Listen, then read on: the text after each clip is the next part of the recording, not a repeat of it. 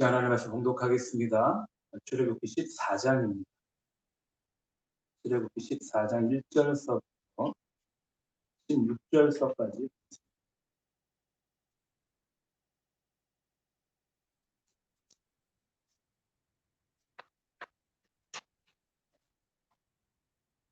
출애굽기 14장 1절서부터 16절 우리가 한 절씩 교독드리겠습니다. 제가 먼저 읽겠습니다.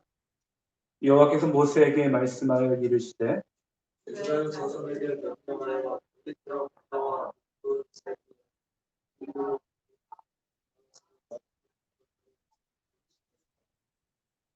바로가 이스라엘 자손에 대하여 말하기를 그들이 그 땅에서 멀리 떠나 광야에 갇힌 바 되었다 하리라.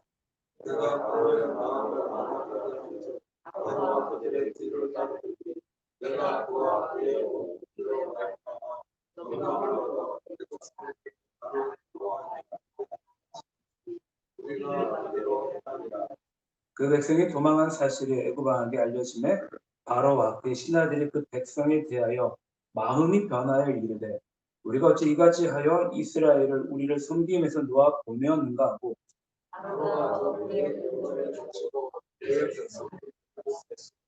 선발된 병거 600대와 애굽의 모든 병거를 동원하니 지휘관들이 다 거느렸더라. 그가 이스라엘 자손을 들으라. 이스라엘 자손이 방패에 나왔습니다. 애굽 사람들과 바로의 말들 병거들과 그 마병과 그 군대가 그들의 뒤를 따라 바알스본 맞은편 비아히롯 해변 그들이 장마친 데에 비치니라. 바로가 가까이 오르되 이스라엘 자손들이 애굽 사람들이 자기들 뒤에 이스라엘 자손이 친히 데려와여 여호와께 그들이 또 모세에게 이르되 애굽에 매장지가 없어서 당신이 우리를 이끌어내어 이 광야에서 죽게 하느냐? 어찌하여 당신이 우리를 애굽에서 이끌어내어 우리에게 이같이 하느냐? 우리가 애굽에서 당신에게 이른 말이 무엇이냐? 그들의 그들을 내버렸다. 우리가 애굽 사람이 섬길 곳이라 함께 하며 애굽 사람이 섬길 곳이 광야에서 죽는 것보다 낫겠다. 모세가 백성에게 이르되 너희는 두려워하지 말고 가만히 서서 여호와께서 오늘 너희에게 위하여 행하시는 구원을 보라. 너희가 오늘 본 애굽 사람을 영원히 다시 보지 아니하리라. 여호와께서 너희를 위하여 싸우시니 너희는 가만히 있으리라.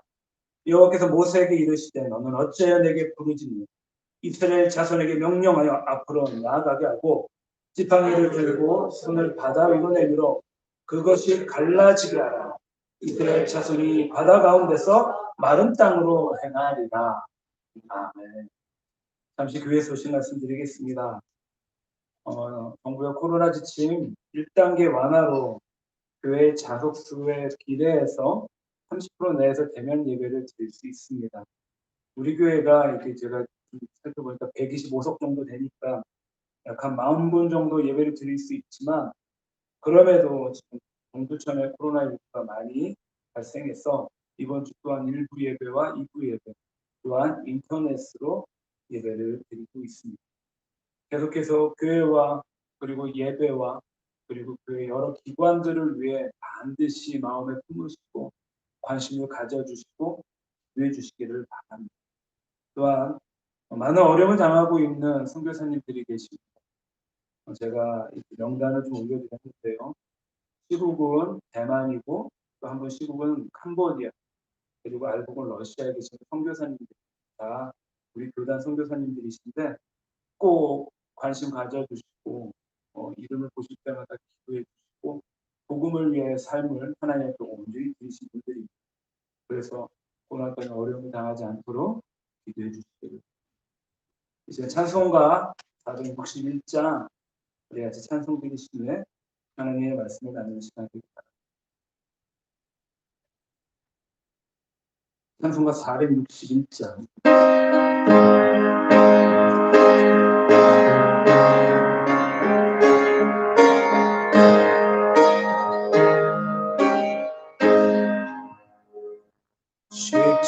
십자가를 지으리라 주님을 모시고 주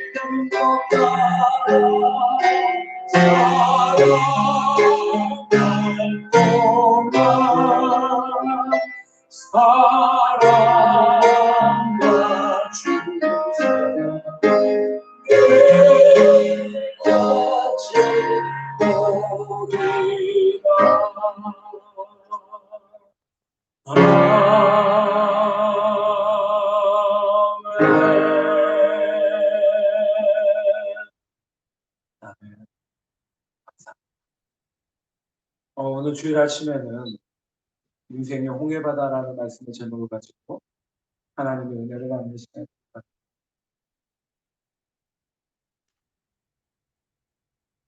지난 몇 주 동안 계속해서 코로나 바이러스 2차 유행으로 전 세계적으로 이 코로나 바이러스가 맹렬하게 확산이 되고 있습니다.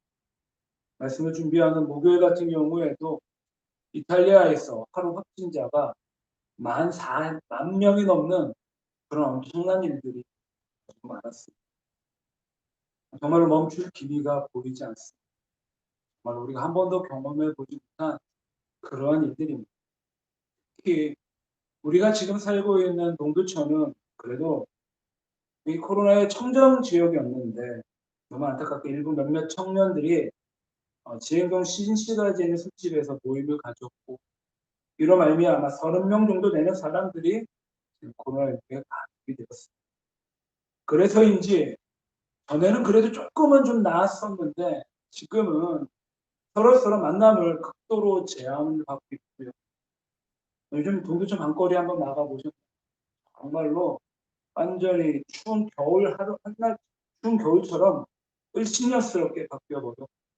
뿐만이 아니라 오늘 예배를 드리는 많은 동두천의 교회들도 그리고 우리 교회도 정말 어느 때보다 더욱더 조심을 하고 있는 그러한 상황입니다.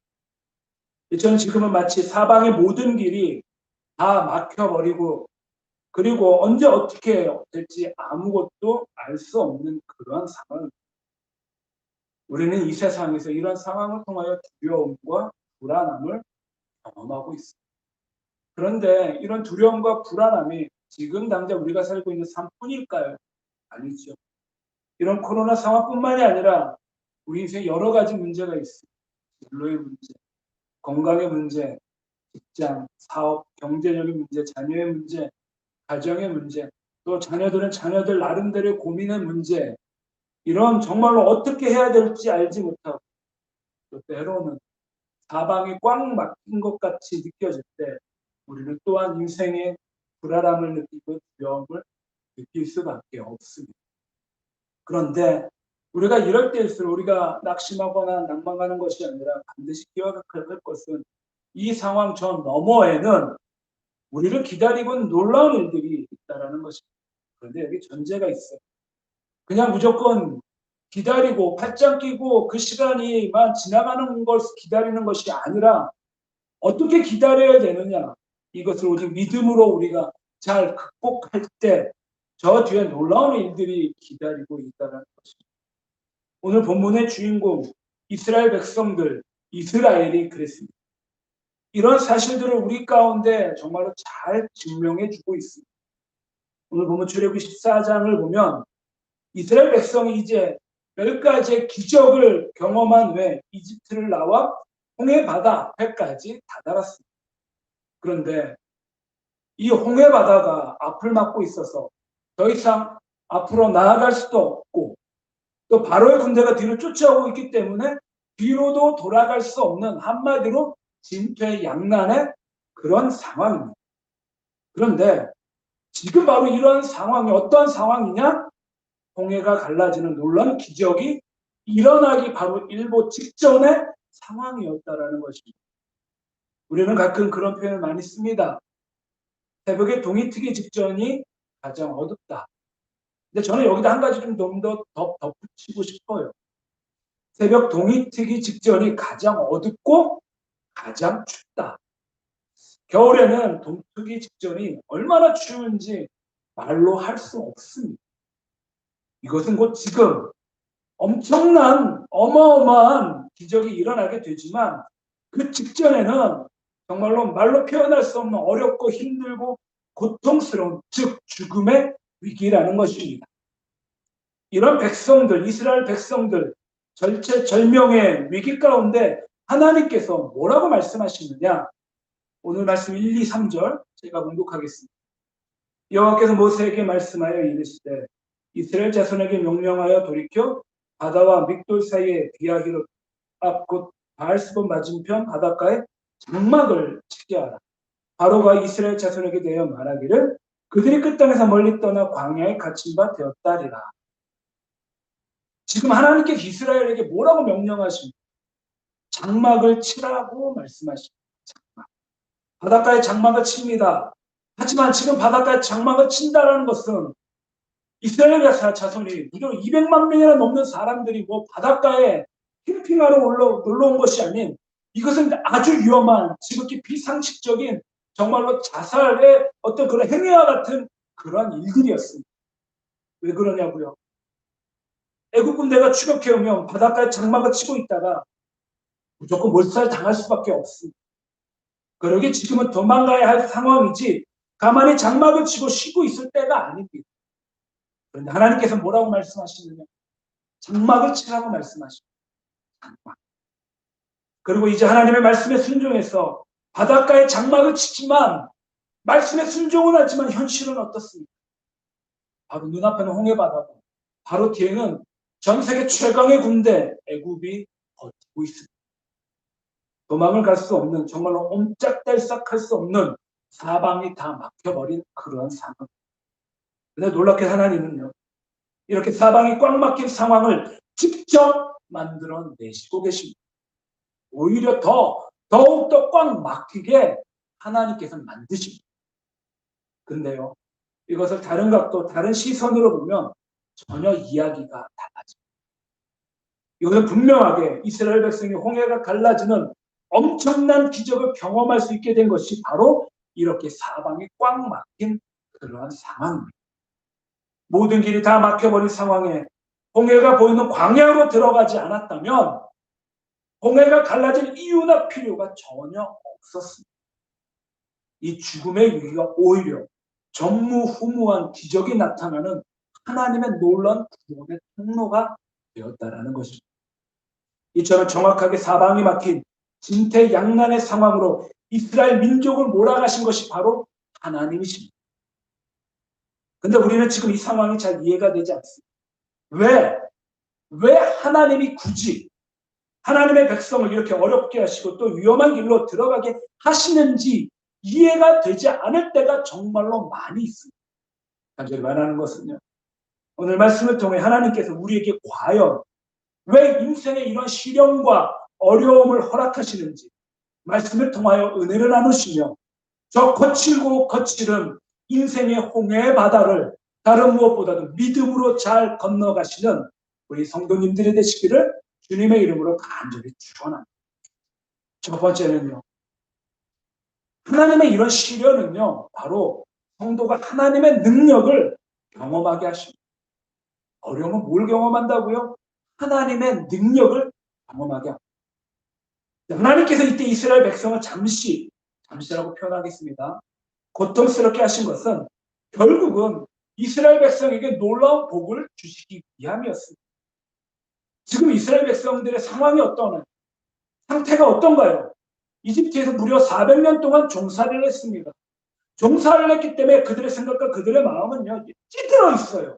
노예 생활에 완전히 찌들어 있는 그런 사람들이었습니다. 이집트 노예로 종살이를 하면서 바로 왕의 능력과 권위, 그들의 두려움과 무서움, 바로 왕의 압제를 뼈저리게 경험했습니다. 물론 이스라엘 백성은요, 자기 조상에 대한 하나님을 잘 알고 있었어요. 아브라함의 하나님, 이삭의 하나님, 야곱의 하나님에 대해서도 또한 애굽 땅에서 자기 조상들을 인도하신 요셉의 하나님에 대해서도 정말로 많은 이야기들을 들었을 것입니다. 그렇지만 자신들이 알고 있었던 하나님, 그 능력의 하나님은 무려 400년 이상 침묵하시고 이스라엘 백성들에게 아무것도 해주신 것이 없었습니다. 그러므로 이스라엘 백성들은 자신들을 지켜주거나 아무것도 안 해주시는 그 이스라엘과는 별 상관없는 하나님이다라는 결론에 도출했을 것입니다. 그러한 이스라엘 백성의 생각을 바꿔주시기 위하여 하나님께서는 이스라엘의 입장, 이집트의 입장에서는 10가지 엄청나고 무서운 재앙, 이스라엘의 입장에서는 위대한 10가지 기적을 내리셨습니다. 그 놀라운 기적을 보고 이스라엘은요, 엄청나고 커다란 충격을 받게 됩니다. 또한 이 이집트를 향한 이 하나님의 10가지의 재앙은 신들의 싸움이었습니다. 과연 이집트에서 섬기고 있는 그 10가지 우상의 신들, 그리고 이스라엘 백성이 믿고 따르는 하나님, 과연 어떤 신이 정말로 살아계시고 역사하시는 그런 신인지를 정확하게 보여주는 그런 놀라운 기적이 바로 이집트의 10가지의 재앙이었다는 것입니다. 하나님께서는 이집트에서 섬기는 우상의 신들을 하나씩 차례대로 무너뜨리시고 오직 하나님이 참된 신이다라는 사실을 이제 애국과 이스라엘 가운데 보여주십니다. 그리고 지금 홍해 바다 앞까지 이스라엘을 인도하십니다. 이제 하나님께서요, 이집트와 이스라엘에게 하나님의 놀라운 능력과 영광을 확실하게 보여주시기 위하여 이스라엘을 사방에 막힌 상황, 그리고 모든 길을 닫아버린 상황으로 일부러 몰아넣으십니다. 오늘 4절, 5절, 6절 자 공독하겠습니다. 내가 바로의 마음을 완악하게 한즉 바로가 그들의 뒤를 따르리니 내가 그와 그의 온 군대를 말미암아 영광을 얻어 애굽 사람들이 나를 여호와인 줄 알게 하리라 하시니 우리가 그들에는 그 백성이 도망한 사실이 애굽 왕에게 알려지매 바로와 그의 신하들이 그 백성에 대해 마음을 변하여 이르되 우리가 어찌 이같이 이스라엘을 우리의 성김에서 놓아 보내었는가 하고 바로가 곧 그의 병거를 갖추고 그의 백성을 데리고 갈새 선발된 병거 600대와 애굽의 모든 병거를 동원하여 지휘관들이 다 거느렸더라. 어마어마한 군대가 따라가고 있습니다. 엄청난 군대예요. 이집트의 최신식 병거, 지금으로 말하면 최고의 탱크들을 말합니다. 그 최신식 병거와 이집트의 모든 병거를 가지고 바로의 강력한 군대가, 당시 최고의 군대가 이스라엘을 쫓아갑니다. 이건 당시에 볼 수 없는 그런 엄청나고 어마어마한 그런 최정의 군대이고요. 엄청난 군대입니다. 이제 이스라엘은 정말로 죽을 수밖에 없는 그런 절체절명의 상황입니다. 이렇듯이 이스라엘은요, 홍해라는 커다란 장애물, 이집트의 군대, 당시 최강의 군대라는 사람이 어떻게 해결할 수 없는 이중의 어려움 가운데 지금 그 어려움이 눈앞에 펼쳐지고 말았어요. 그런데 이러한 상황은요, 이러한 어려움은 곧 하나님의 능력을 경험하고 체험하는 시간이 되며 그 능력을 이스라엘 백성은 직접 목도하게 됩니다. 오늘 말씀이 16절까지이지만 성경 옆에 갖고 계시면 19절부터 30절 한번 제가 봉독할 텐데 눈으로 보시면서 그 상황을, 그 정황을 한번 이미지로 한번 상상해 보시기를 바랍니다. 이스라엘 진 앞에 가던 하나님의 사자, 그들의 뒤로 옮겨 구름 기둥도 앞에서 그대로 옮겨 애국과 진과 이스라엘 진 사이에 이르러 서니 저쪽에는 구름과 흑암이 있고 이쪽에는 밤이 밝음으로 밤새도록 저쪽이 이쪽에 가까이 못해요. 모세가 바다 위로 손을 내밀매 여호와께서 큰 동풍이 밤새도록 바닷물을 물러가게 하시니 물이 갈라져 바다가 많은 땅이 된지 이스라엘 자손이 바다 가운데를 육지로 걸어가고 물은 그들의 좌우에 벽이 되니 애굽 사람들과 바로의 말들 병거들과 그 마병들이 다 그들의 뒤를 추격하여 바다 가운데로 들어오는지 새벽에 여호와께서 불과 기름 기둥 불과 구름 기둥 가운데서 애굽 군대를 보시고 애굽 군대를 어지럽게 하시니 그들이 병거 바퀴를 벗겨서 달리기가 어렵게 하시니 애굽 사람들이 이르되 이스라엘 앞에서 우리가 도망하자 여호와가 그들을 위해 그들을 위해 싸워 애굽 사람들을 치는도다. 여호와께서 모세에게 이르시되 내 손을 바다 위에 내밀어 물이 애굽 사람들과 그들의 병거들과 마병들 위에 다시 흐르게 하라 하시니 모세가 곧 손을 바다 위로 내밀매 새벽이 되어 바다의 힘이 회복된지라. 애굽 사람들이 물을 거슬러 도망하나 여호와께서 애굽 사람들을 바다 가운데 엎으시니 물이 아실러 병거들과 기병들을 덮되 그들의 뒤를 따라 바다에 들어간 바로의 군대를 다 덮으니 하나도 남지 않으니 그러나 이스라엘 자손은 바다 가운데를 육지로 행하였고 물이 좌우에 벽이 되었다. 그 날에 여호와께서 이같이 이스라엘을 애굽 사람들의 손에서 구원하시며 이스라엘이 바다에서 애굽 사람들이 죽어있는 것을 보았더라. 말씀을 좀 보시면서 어떤 마음이 드세요? 저는 볼 때마다 이 말씀 짜릿짜릿. 성경을 읽어도 이렇게 짜릿한데 이렇게 가슴이 뜨거워지는데 현장에서 직접 경험한 이스라엘 백성들은 과연 어떠한 마음이 들었을까? 저희 말씀 준비하면서 모세 10개라는 영화 요 장면만을 몇 번을 봤습니다. 어제도 저녁 때 한 번 더 이 장면을 좀 봤거든요. 제가 첫 마디 말씀을 드리는 것보다 한번 보시기를 바랍니다. 그 부분만 캡처해가지고 한 6분 정도 되는데 이 성경 구절 그대로 그 영화가 잘 구현이 됐어요. 가슴이 너무 뜨거워지죠. 하나님께서 이렇게 놀라운 일들을 행하시고 이처럼 홍해 사건은요. 약 3,400년 전 기원전 1440년에 일어난 실제 사건입니다. 아프리카와 아라비아 반도 사이에 있는 가느다란 바다 홍해 그곳에서 실제로 있었던 그런 사건입니다. 하나님은 홍해에서 하나님의 영광을 온 열방에 드러내시고 이스라엘 백성은 하나님의 영광을 드러내는 주인공이 되었습니다. 한마디로요, 홍해 도강은 이스라엘 백성으로서는 결단코 잊어버릴 수 없는 그런 구원의 역사였습니다. 그리고 이스라엘 백성은 그 능력을 찬양합니다. 31절에 이스라엘이 여호와께서 애굽 사람들에게 행하신 그 큰 능력을 보았습니다. 백성이 여호와를 경외하며 여호와와 그의 종 모세를 믿었다. 이렇게 하나님의 큰 일, 즉 홍해가 갈라지는 놀라운 기적을 체험한 다음에 이스라엘 백성은 하나님의 능력을 찬양합니다. 그래서 15장에 보면은요, 15장이 하나님의 능력을 찬양하는 말씀으로 가득 찼어요. 여호와는 나의 힘이요 노래시는 나의 구원이시고 나의 하나님이시더라고 고백하며 온 백성이 홍해를 가르시고 자기들을 구원하신 하나님을 찬양합니다. 이처럼 홍해 도강은 하나님께서 기획하시고 연출하시며 감독하신 인류 역사상 가장 크고 위대한 그러한 작품입니다. 그렇습니다. 성도는 이처럼 시련을 통하여 바로 이런 하나님의 능력을 체험할 수 있습니다. 하나님은 전능하신 분입니다. 하나님은 능치 못하실 일이 없으십니다. 죽은 자를 살리시고 아무것도 없는 곳에서 그 모든 것을 창조하시는 분이십니다.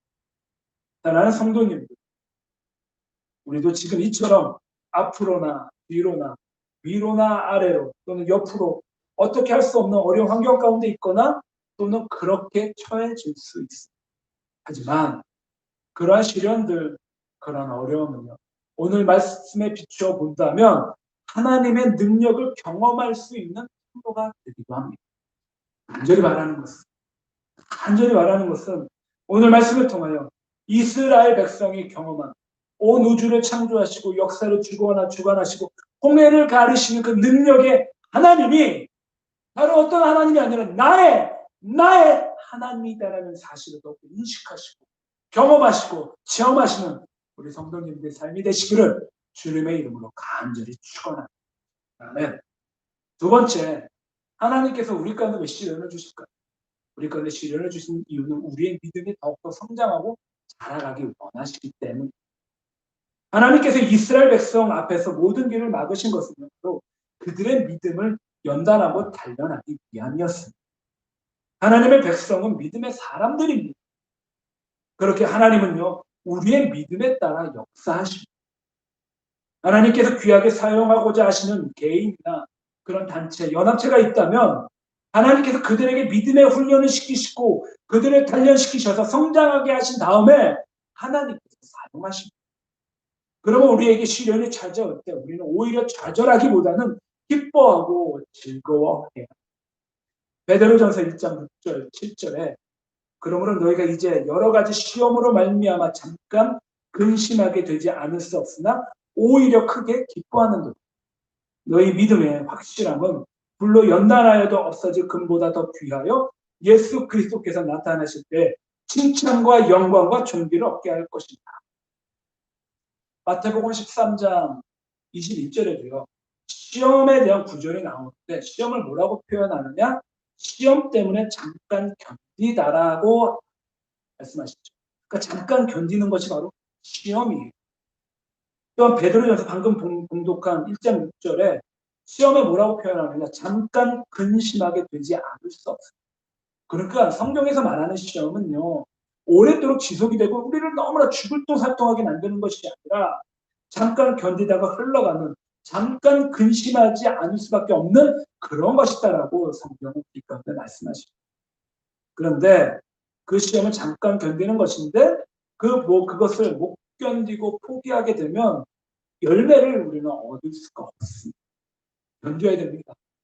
성도는요, 시험을 무조건 견뎌야 돼요. 성도님들 망고 좋아하십니까? 제가 말씀을 준비하면서 아주 특별한 사실 한 가지를 발견했는데 망고, 노란색의 달콤하지만 씨앗이 거의 3분의 2 정도 되는 망고. 비싸게 참 비싼 열매입니다. 이 망고를 이렇게 제가 표현을 해봤습니다.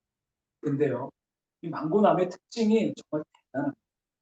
망고나무를 심으면 10년 동안 과실, 열매를 맺을 수가 없습니다. 10년 동안 인고의 세월이 필요합니다. 그런데 놀랍게도 망고 열매가 10년에서 20년 정도 된 나무에서는 200에서 300개 정도를 얻는다고 합니다. 그리고 20년에서 30년 된 나무에서는 1,000개 이상. 무려 100년 된 망고 열매도 있다. 100년 된 나무에서는요, 5천에서 6천 개의 열매를 맺는다는 겁니다. 오래 기다리고 인내하면 인내할수록 더 많은 열매를 맺는 것이 바로 망고나무. 그래서 최고 기록이 100개까지 열매를 맺는 망고나무가 있습니다. 무려 29,000개까지 있다고 합니다. 그래서 열대과일 중에 생산량 1위가 바로 망고나무입니다. 우리나라에서 왜 이렇게 비싸요? 이처럼 성도는요, 잘 견뎌내야 합니다. 잘 견뎌내서 이렇게 풍성하고 아름답고 달콤한 열매를 맺어야. 또한 견뎌내는 사람들은요, 우리가 정말로 만나시 우리 예수님께서 마지막에 나타나실 때 칭찬과 영광과 존귀를 얻게 한다고 말씀하십니다.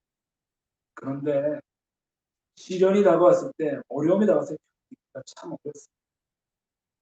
고난 당하는 이 사람의 입장에서는 그 잠깐이 또 때로는 얼마나 긴지 모르고, 얼마나 힘들면 그 잠깐 동안 참지 못하고 포기할 수밖에 없습니다.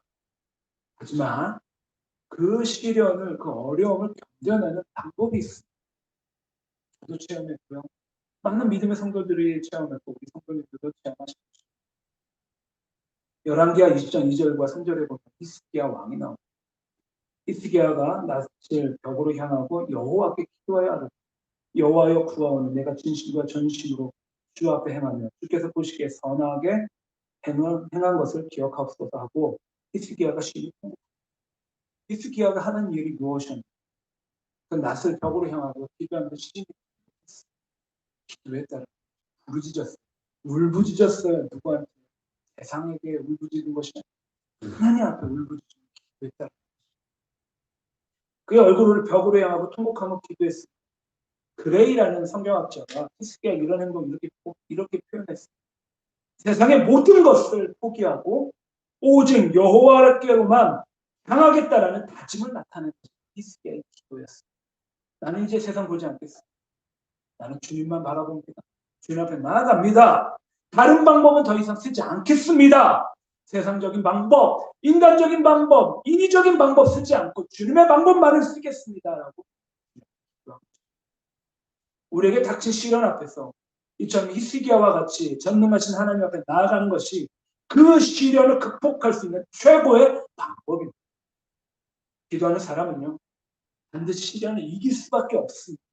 기도하는 사람은 시련이 연단이 되고 시련이 축복이 됩니다. 그렇습니다. 믿음은요, 시련을 더욱더 강하게 합니다. 시련을 통과하지 않은 믿음은 연약할 수밖에 없습니다. 원치 속에 화투할 수밖에 없지. 믿음은 시련을 통해 강해지고 연단을 했습니다. 하나님께서 우리에게 시련이라는 과정을 통과하게 하시는 이유는 우리의 믿음의 근육을 키워주기 위함입니다. 에볼라가 고치를 뚫고 나옵니다. 나비가 되는 장면 TV에서 많이 보셨습니다. 근데 그 애벌레가 나비가 되는 그 장면, 그 고치를 뚫고 나온 것이 너무나 고통스럽습니다. 너무나 답답합니다. 무려 몇 시간 동안 걸립니다. 우리가 도와줄 수도 있습니다. 그래서 어떤 학자들은 그 고치에 그 애벌레를 이렇게 좀 찢어줍니다. 날개를 펴고 나오죠. 하지만 그 애벌레, 그 나비는 날개를 온전히 펼치고 날아갈 수가 없습니다. 왜요? 날개 힘이 없기 때문입니다. 우리도 시련이라는 고통스러운 과정을 통해 오히려 강한 믿음의 근육이 만들어집니다. 근육은요, 쓰면 쓸수록 강해지는 거예요. 시련도 마찬가지로 시련을 통해 우리 믿음이 더욱 강해지게 됩니다. 오히려 시련과 고통을 겪어보지 못한 성도는요, 참 성도로서 삶을 영위할 수 없습니다. 어렵게 되지. 성도에게 시험과 시련이 올 수 있습니다. 그러나 그 시련은 우리의 믿음을 더욱더 강합니다. 험한 산과 골짜기를 지날 때 그 누구도 의지할 사람도 기댈 것이 없는 그 순간에 오히려 하나님께서는 더욱 우리 가운데 가까이 오시고 하나님과 함께 시련에 맞서 싸워 그 믿음이 더욱더 성장하고 자라시는 성도의 삶이 되시길 간절히 축원합니다. 첫 번째는요, 시련을 통해 우리 하나님의 능력을 경험합니다. 두 번째, 그 시련을 통하여 어려움을 통하여 우리의 믿음이 성장하고 자라게 됩니다. 하나님을 더 의지하게 되죠. 마지막 세 번째, 저는 이 말씀이 정말로 많은 공감을 받는 감동을 받았는데 하나님의 시련을 통해서 우리 가운데 지혜를 가르쳐 주시고 지혜 얼마나 중요한 얼마나 소중한 고통은요 지혜를 가르쳐 주는 위대한 스승이다라고 수많은 위대한 인물들이 이구동성으로 이야기 시련을 사람을 깊게 만들어 그 상황을 정말 주님의 마음으로 볼 수밖에 없는 그런 상황을 만들더라. 우리는 시련을 통해 깨어지고 또 깨어지고 그러면서 하나님의 지혜를 배우게 됩니다. 그래서 신명기 4장에 이렇게 말씀하십니다. 너희는 지켜 행하라. 이것이 여러 민족 앞에서 너희의 지혜, 너희의 지식이라. 그들이 이 모든 규례를 듣고 이르기를 이 큰 나라 사람은 과연 지혜와 지식이 있는 백성이로다 하리라. 하나님의 말씀을 듣고 지키고 행할 때 지혜로운 백성이 된다는 것입니다. 하나님은 이스라엘 백성들이요 세계 모든 민족의 가장 뛰어난 민족을 세우시고 그들을 제사장 나라로 부르셔서 모든 민족에게 하나님의 복을 주시기를 원했습니다. 여기서 말하는 복은요 잘 먹고 잘 사는 것이 아니라 살아계신 하나님을 알아가는 것. 그게 바로 인생의 절대적인 복입니다. 그래서 이스라엘은 하나님의 백성으로 부르시고 그래서 큰 고난과 시련을 허락하시며 그것을 통해 이스라엘이 지혜를 배우고 믿음을 배우게 하셨습니다. 이 땅의 성도들 삶 또한 동일합니다. 마찬가지죠. 지금 우리에게 닥친 이 어려움을 통해 우리는 또 다른 하나님의 지혜를 얻게 됩니다. 하나님의 지혜를 배우게 되죠. 그런데 그 지혜는요. 그냥 나 혼자 깊어지는 그런 지혜가 아니라 그 지혜는 나도 살리고 나의 사랑하는 이웃도 살리는 그런 지혜라는 것입니다. 복을 내 이웃들에게 나눠주는 지혜예요. 죽을 수밖에 없는 이 땅의 인생 가운데 살아계신 하나님을 말씀해주는 그런 복이라는 것이죠. 지금 우리가 당하는 시련에는 바로 그런 목적이 담겨져 있습니다. 하나님의 인도하심을 받아 그 고통과 고난을 지혜롭게 잘 처리하면 그 가정을 주님의 은혜를 잘 보내면 하나님과 이웃을 향한 사랑과 긍휼과 공감이라는 그 열매를 우리가 맺게 되고 그리고 더욱더 깊어지고 그리고 하나님과 다른 이웃들을 더 사랑하는 지혜를 우리는 얻을 수 있다는 것입니다. 아브라함 링컨이 어느 날 시골길을 걷고 있는데 한 농부가 말을 모아 쟁기로 밭을 갈고 있는 것을 보았습니다. 링컨은 농부에게 다가가 인사를 합니다. 그때 링컨이 그 말 엉덩이에 파리가 붙어 있는 것을 보았습니다. 파리가 말을 정말 귀찮게 하는 것을 보았고 링컨이 그 파리를 쫓아내려고 했습니다. 그 순간 농부가 링컨을 만나며 이렇게 말합니다. 공감이 되는 것 같아요. 그만두세요. 그 파리 때문에 이 늙은 말이 그나마 지고 있다. 우리 인생 가운데 이 파리처럼 쫓아내거나 털어내고 싶은 사람이 있을 것이고 관계가 있을 겁니다. 환경이 있을 겁니다. 상황이 있을 겁니다. 그러나 이런 불평과 고통이 때로는 우리의 삶을 더 선택하게 우리를 더욱더 깊어지게 만들고 우리를 더욱더 지혜롭게 만든다는 것이죠. 이처럼 어느 정도의 시련은 우리로 하여금 더욱더 성숙하게 하는 깊은 자극제가 될 때가 참 많이 있습니다. 문제는 이런 시련을 극복하는 지혜. 이 지혜를 우리가 어디서 얻을 수 있습니까? 이 지혜가 곧 말씀을 통하여 주시는 우리 삶 가운데 통찰력과 연력이라. 그러기에 우리는 이 지혜를 다른 무엇도 아닌 말씀을 통하여 우리는 얻어야 합니다. 사랑하는 성도님들, 우리가 이런 지혜가, 이런 통찰력이, 이런 분별력이 더욱더 풍성하게 일어나기를 바랍니다. 이러한 지혜는 때로는 고통이란 가운데 과정 가운데 수반이 되는 선물이기도 합니다. 우리가 밭을 갈고 씨를 뿌리듯이 지혜를 잘 갖고해야 합니다. 그리고 끈기를 가지고 지혜 좋은 열매를 더욱더 맺어야 합니다. 분명 지혜를 갖고 놀라면 얼마 동안 고생을 할 수 있지만 멀지 않아 그 열매를 아주 맛있게 맛보게 될 것입니다. 반드시 지혜의 아름다운 열매를 맺으시기를 또한 주님의 이름으로 간절히 축원합니다. 사랑하는 성도님들, 우리 하나님 광야의 길을 내시고 사망의 강을 내시는 그러한 분이십니다. 네. 하나님은요 우리 가까이 계시고 다만 우리가 그것을 인지하지 못할 뿐입니다. 홍해 바다가 가로막혀 있고 바로의 군대가 뒤쫓아오고 있는 그런 상황이라도 우리는 이제 더 이상 두려워하거나 겁낼 필요가 없습니다. 왜 그런가요? 그 누구보다도 더욱더 우리 가운데 하나님이 가까이 계시기 때문에 우리 어떤 문제보다도 우리 안에 하나님 강하신 분이십니다.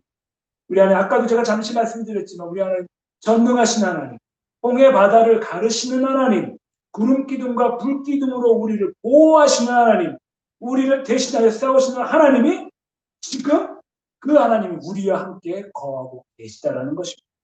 그러므로 우리가 할 일은요, 다른 무엇보다도 우리의 눈을 들어 그 하나님의 보좌를 바라보아야 합니다. 이제 우리의 눈은 더 이상 이 땅을 바라보아서는 안 됩니다. 그리고 우리의 주파수를 하나님께 맞춰야 합니다. 우리의 시선과 시각을 주님의 보좌 앞에 고정시켜야 합니다. 또한 그분을 신뢰하고 그분을 바라보며 그분 앞에 나아가야 합니다. 간절히 바라는 것입니다. 지금 이렇게 사방이 막히고 모든 길이 막힌 것 같은 상황 속에서 다른 무엇보다도 전적으로 하나님만을 신뢰하고 결단하고 나아가는, 그래서 우리의 모든 삶 가운데 하나님의 놀라운 기적이 일어나는 성도의 삶이 되시기를 이 아침에 주님의 이름으로 간절히 축원합니다. 아멘. 기도하겠습니다. 사랑과 은혜가 풍성하신 하나님 아버지 감사드립니다. 감사합니다. 주님, 성도가 인생의 애국 군대와 홍해 바다를 만날 때 낙심하거나 낙담할 수가 없습니다. 그러나 그럴 때마다 우리는 그곳에 우리 마음을 두는 것이 아니라 눈을 들어 살아계신 하나님의 보좌를 바라보게 하여 주시옵소서. 눈을 들어 살아계신 하나님을 바라보게 하여 주시옵시고, 그 상황에서도 하나님은 하나님의 능력과 믿음의 연단과 고통 가운데 숨겨진 지혜들을 바라보게 하여 주시옵소서.